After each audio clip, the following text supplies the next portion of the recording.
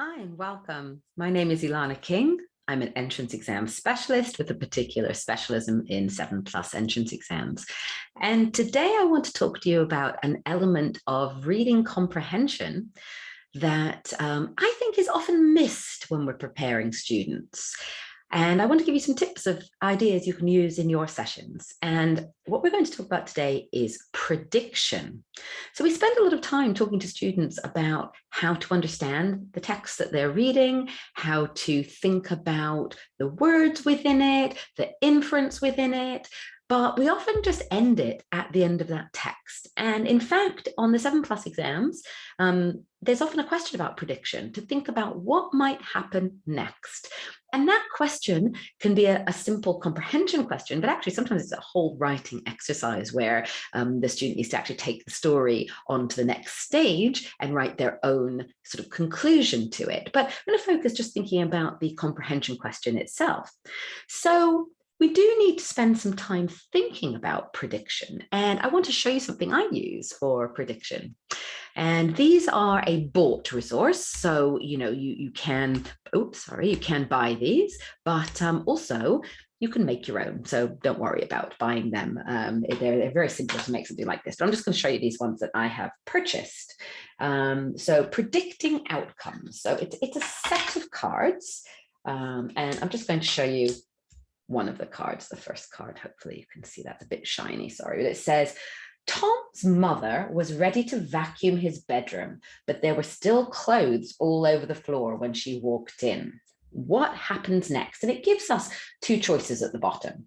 She told Tom off, or she gave Tom a kiss. Now, obviously, we know the answer to this. It's very, very obvious to us, but not always so obvious to our students. It's more than just, can we find the right answer? So your student might automatically go, well, of course, she's going to tell Tom off. That's fine. You need to ask some additional questions. Why is she going to tell Tom off? And they might say, because the room was messy. Okay, great. How do we know by looking at this that that's the most likely outcome? I like them to actually point to their reasons why. Well, first of all, Tom's mother wanted to vacuum the room, hoover the room. So we know that she was getting ready to do some cleaning of the floor. Okay, the second clue is there are clothes all over the floor. So when we put those two things together, it means she's not going to be able to do her cleaning.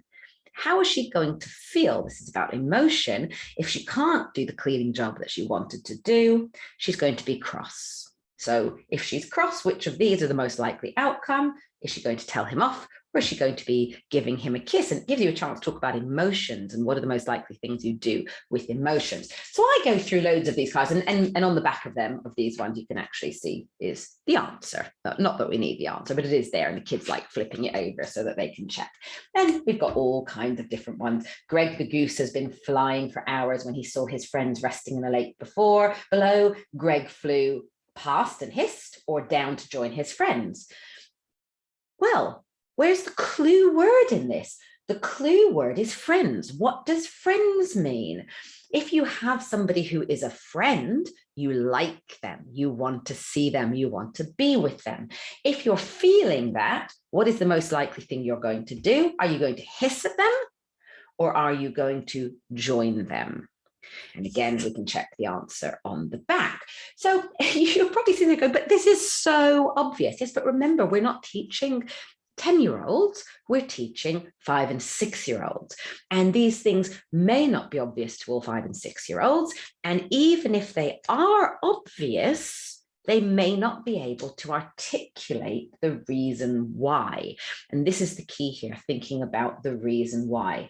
Kira thought she knew what was inside the box when she heard it ticking. She opened it and found a towel or a clock. Well, ticking is obviously the key word here. Do towels tick? No. Do clocks tick? Yes. Well, not so much in modern days, but children know that they do tick. So the idea being that you are getting them to talk at each case about how they know.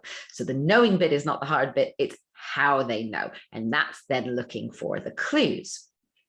Now, you've got to move on from these cards. Obviously, these are quite fun, but you do need to go on to text passages. And when you're using text passages and they're slightly longer, you get to the end and you're talking about predicting what happens next. It's the same process.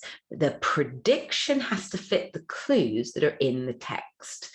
So when they come up with their idea for what happens next, ask them to go back and find the clues that led them to decide that.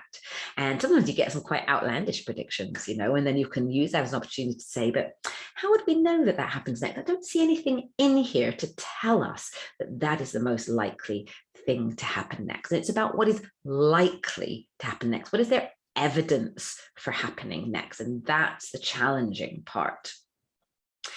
I hope you found that tip useful and you'll be able to use that in your sessions. If you would like some more tips on how to teach for the 7+ exams, you can follow my YouTube channel. You can have a look for training on my website. You could buy my book. All the links are in the bio. Thank you and goodbye.